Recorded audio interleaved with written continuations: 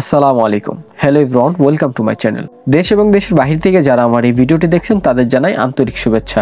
আবারও Faridpur bus accident. আসুন বিস্তারিত ভিডিও শুরু করা যাক।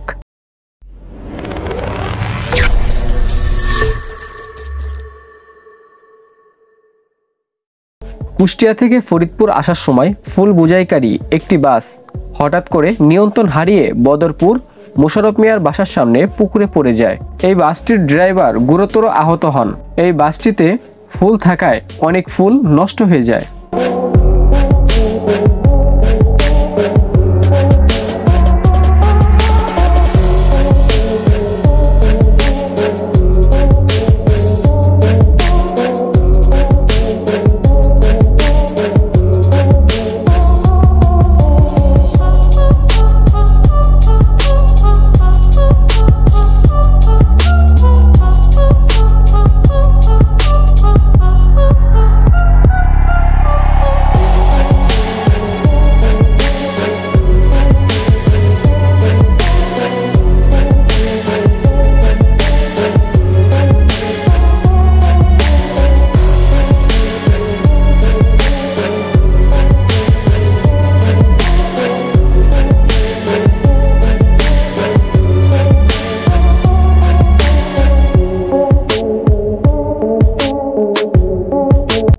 আজকের ভিডিওটা এই পর্যন্তই। পরবর্তী নতুন কোনো এক ভিডিও নিয়ে আপনাদের সাথে দেখা হবে।